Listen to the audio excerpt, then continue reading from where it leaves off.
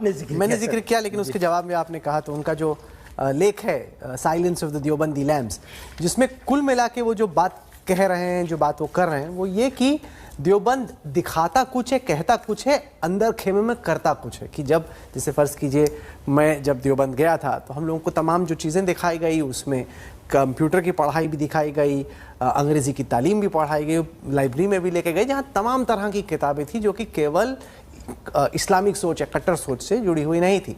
लेकिन आरिफ मोहम्मद खान मैं फ़्लाइट का जिक्र कर रहा था तो वो कह रहे थे कि ये देखिए, ये दिखाने का है, करने का कुछ और है। तो इसी को लेकर आपने कहा ये चिंता कहाँ से आती है, क्यों आती है? सवाल इस कॉन्टेक्स्ट में 75 साल हो गए आज़ादी के बाद से। आज़ादी के पहले का मैंने जिक्र कर दिया। अब मैं आपको बताऊं, अभी कश्मीर का मामला हुआ था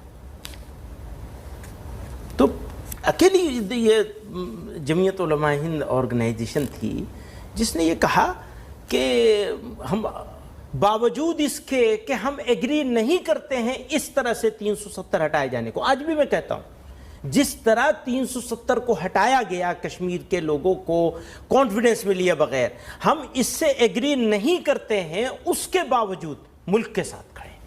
अभी अभी की बात है, ज़्यादा पुरानी नहीं हुई, 2 साल हुए हैं। हमें तो आइसोलेट करके डाला गया है ना। इस वक्त आइसोलेशन से गुजर रहा है इंडिया का मुसलमान, और अपनी पूरे 100 साल नहीं और जितने 100 साल की ज़िंदगी हो, ऐसा आइसोलेशन मुसलमानों के साथ कभी नहीं हुआ होगा जैसा इस वक्त है।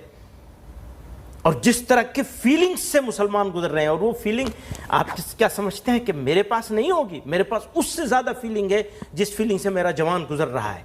प्लीज़ अंडरस्टैंड कीजिए, आरिफ मोहम्मद खान साहब का एक एजेंडा है, उनको एक चीज़ हासिल करनी है, वो ठीक है, वो उस स्टैंड पर हैं, मुझे उसमें कोई एतराज़ नहीं है। वो बड़े आदमी हैं, हम तो छोटे से लोग हैं। कुछ महीने में उत्तर प्रदेश में असेंबली इलेक्शन होने वाला है।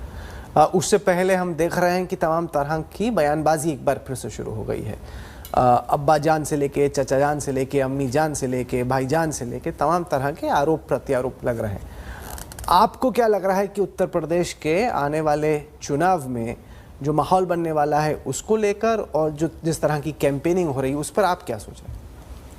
देखिए, वो जो कैंपेनिंग हो रही है, मैं उसको न कह करके एक ही बात कहना चाहता हूँ। जो लोग सबसे ज़्यादा राष्ट्रवाद की बात करते हैं, जो लोग सबसे ज़्यादा राष्ट्र निर्माण की बात करते हैं, वही लोग अपने पॉलिटिकल फ़ायदे के लिए मुद्दों को पर बहस करने के बजाय, जिन मुद्दों पर बहस करने के बजाय कम्युनिटीज़ को बांटकर, एलिनिएट करके, फला करके पॉलिटिकल फ़ायदा उठाने की बात करते हैं।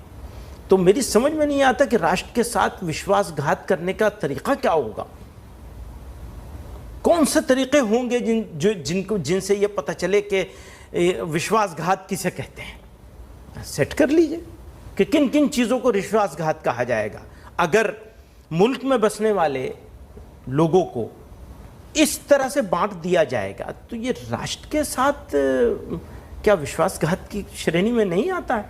पता नहीं, मैं उसको बहुत ज़्यादा पॉलिटिकल आदमी नहीं हूँ, मैंने पॉलिटिक्स करी है, लेकिन अभी इस नतीजे पे हूँ कि भैया अपने दूसरे काम कर लें, इससे दूर। क्या आपको लगता है कि चुनाव विकास के नाम पे लड़ा जाएगा, या आपको आशंका है या ये हिंदू मुसलमान के नाम पे लड़ा जाएगा चुनाव? लड़ा तो जाना चाहिए विकास ही के नाम पे, लेकिन लड़ते लड़ते कहाँ पहुँच जाएगा ये कुछ पता नहीं है। अभी तक तो ऐसा ही है कि विकास मुद्दे के तौर पे कहीं कहीं सुनाई तो ज़रूर देता है, लेकिन लड़ाई जब होती है तो वो बेचारा मुसलमान ही बचा है।